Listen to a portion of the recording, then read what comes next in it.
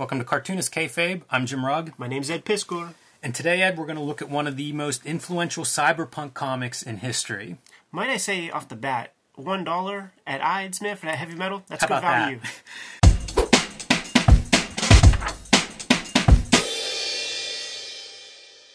What we're going to look at today is The Long Tomorrow by Dan O'Banion and Moebius, which ran in America for the first time in Heavy Metal July 1977 and August 1977.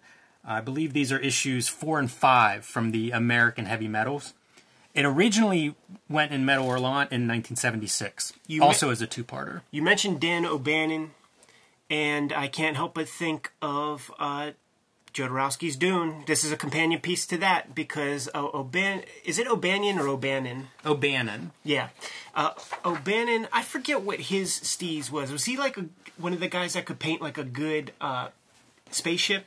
Yeah, he's known because he ends up writing stuff like Alien. Right. But he came to Dune as a special effects guy. Right. And so what happened is, in the early stages of Jodorowsky's Dune, O'Banion wasn't used right away. Like he was going to do the special effects, but in the beginning it was like all these artists, including Moebius, doing concept art. Yes. And so O'Banion, in his free time, writes and draws a version of The Long Goodbye.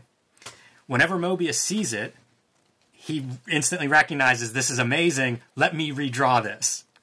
This is one of those things. Everybody who, if you haven't seen Jodorowsky's Dune, yes, you got to check it out because, especially if you're a creative person, the lesson that you learn from this documentary is that you may fail at your initial goal. The initial intent may fail, but so much good came from the connections that were made on that project. This is an example. Yeah, absolutely. And that documentary is incredible because it does outline the influence that movie had and all these creators working together had long-term in science fiction and other movies. Yeah, Blade Runner, Prometheus. Huge, huge footprint that comes out of that. So I wanted to just show kind of contents to give some context to... This is mind-blowing. This is 1977. It is just mind-blowing. I always think, like, reading this when it came out, nothing like this. Your life is different after you read this issue. We're going to be talking to some guys who were coming up around this time, and we're going to get, like, the actual word on the street. So some of the highlights, this was also reprinted by Marvel in their Epic line. Yeah, which book? Do you remember? I think it's book 4, and it's called The Long Tomorrow. Yeah. Even though it's a relatively short story, it's the title piece in that one. But another piece that's in there is this Droulet-Moebius collaboration. And in the Epic reprint, it's in color. So here is the black and white. This is Moebius doing art and Droulet doing the story. Which, again, like, talk about two gigantic creators working together on something. Just an incredible collaboration, and this would be rich enough in itself if this were your highlight. Richard Corbin doing Den through the first 13 issues of the original Heavy Metal. This is an ongoing series that he started out as, I think, an animated film in the 60s, and then has come back to this character several times in a lot of different iterations. It's been collected. I think Catalan may have done a collection in the 80s of some of this material. Yeah, and Den is in the Heavy Metal cartoon, man, voiced by John Candy. And what a huge influence he is. Another one where that art still looks cutting edge today. In the 70s, this had to you had to look at it and be like, some aliens made this story.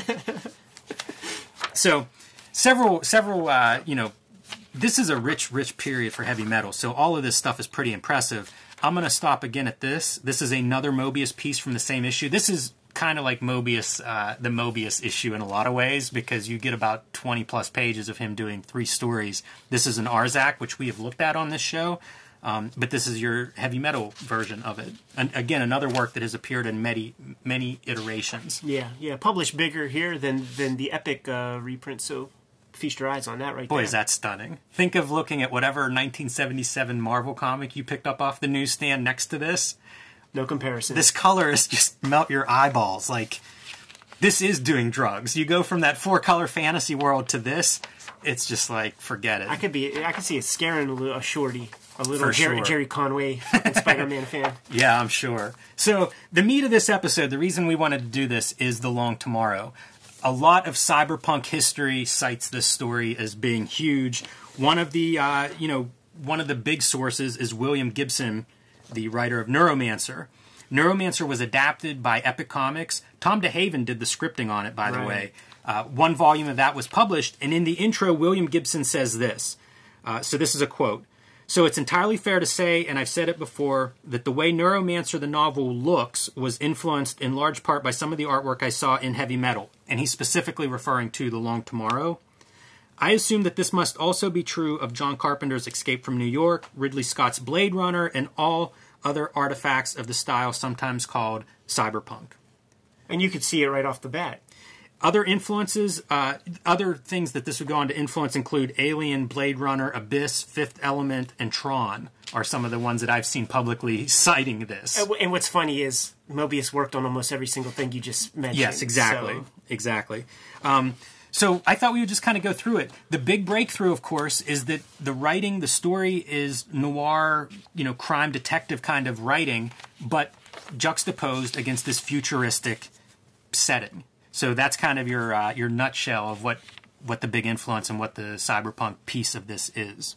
And this is your detective hero who has been hired to go to a different level. Again, this idea of levels and castes and things, social levels being a big part of this. And so he's supposed to go there and retrieve this mystery box. And I thought of you whenever I saw this panel, a little Red Room-esque there. Yeah.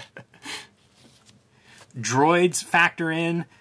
There's a droid in the second part that we'll see that is almost identical to a droid used in Empire Strikes Back. So also these people who are making science fiction and big mass media science fiction, they're all looking at the same stuff. There's not much. This is not the internet. You know, like in 1977, if you're into science fiction, and especially like visual science fiction, this is about as cutting edge as you're going to find. So, and it's amazing to think too, because you know, pen and paper, you could do whatever. Like when Lucas is trying to do the land speeder, he can't pull this shit off. Right. So it's like the comic medium was more advanced than film medium in 1977. Yeah, this is it's a good point. This is something that movies often talk about, like the superhero movies, is how it's taken them years to catch up to this kind of stuff. And it was a huge advantage that cartoonists used to cite, that they could do this stuff that you couldn't really do in any other media. Yeah, yeah, and we're talking special effects. So this is August 1977 with the second part. Then you write some cover on that gimmick. Yeah, again, we could go through these things page by page, these issues. They're very, very classic. And I also had a Moebius quote that I'm going to go ahead and read now in regards to this story and adapting it.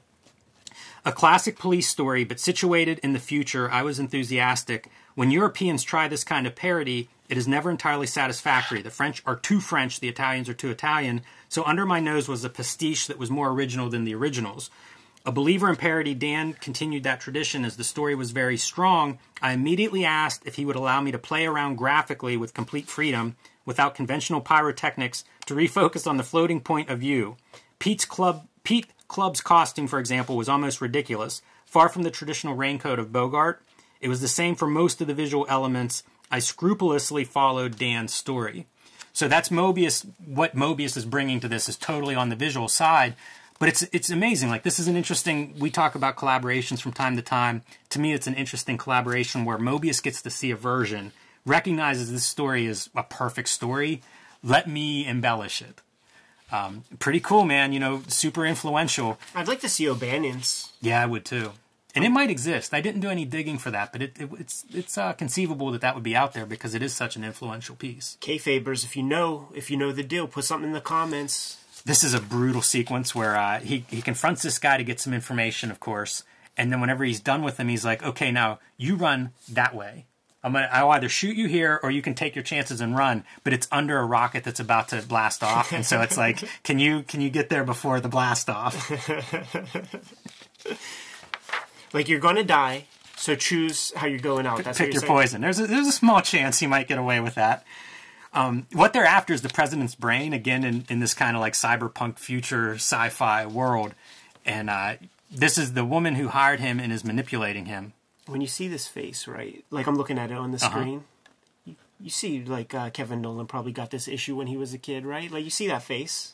Right? Yeah. Am I crazy? No, you're spot on with that, Ed. And I would assume Kevin Nolan, I would assume anybody that's interested in this kind of storytelling is picking this up because there weren't There weren't a lot of competition for heavy metal in 1977. If you were interested in this kind of stuff, this is where you came for it. Yeah, absolutely. This is so far pre-internet. It's like you don't get to just Google image search this kind of stuff or this genre.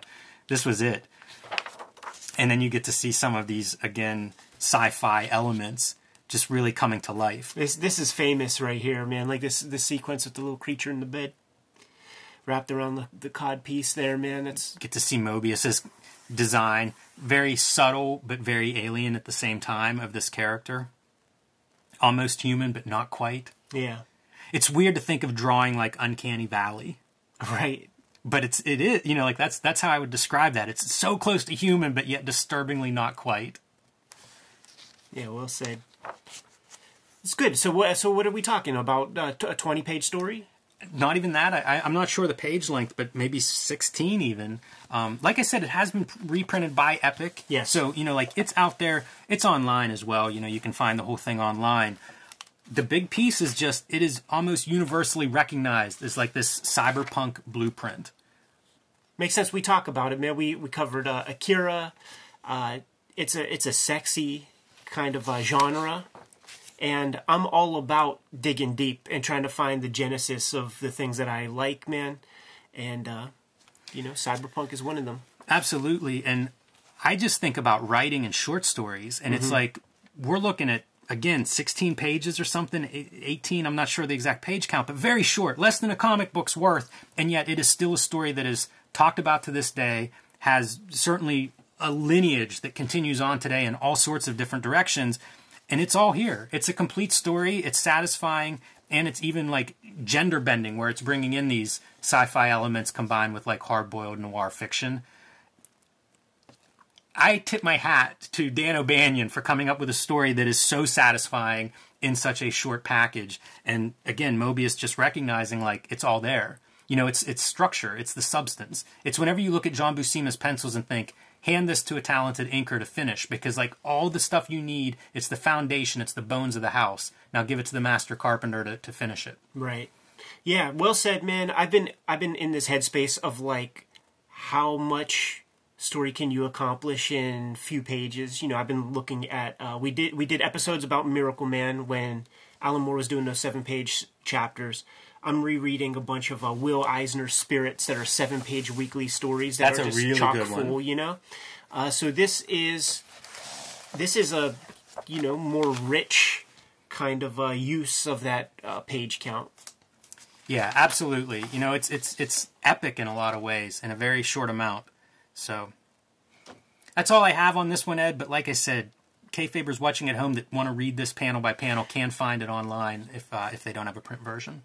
Is there I don't know that they usually put numbers on the front of Heavy Metals, but we're talking for the issue 1, it's the July 1977 issue, and for part 2 is August 1977. Yes. And like I said, they're actually issues 4 and 5. So very early on, you know, like Heavy Metal was, man, they were throwing fire out of the gate. They started off real strong, for sure, no doubt. Shit, man. I got comics to draw, Jimmy. How about you? Yes. All right, dude. Kayfabers, like, follow, subscribe to the YouTube channel. Hit the bell. We'll let you know when the next videos are available. We are on that race to 20,000 subscribers, so make sure you go ahead and do that. You can subscribe to the Cartoonist Kayfabe e-newsletter at the link below this video. You can pick up Cartoonist Kayfabe merchandise and t-shirts at the links below this video. Jimmy, whenever we hang out, man, the clock restarts, and I have another 5 pages I have to draw before we hang out next time. Got to get the hell out of here, man. Give them their marching orders, dude. Read more comics.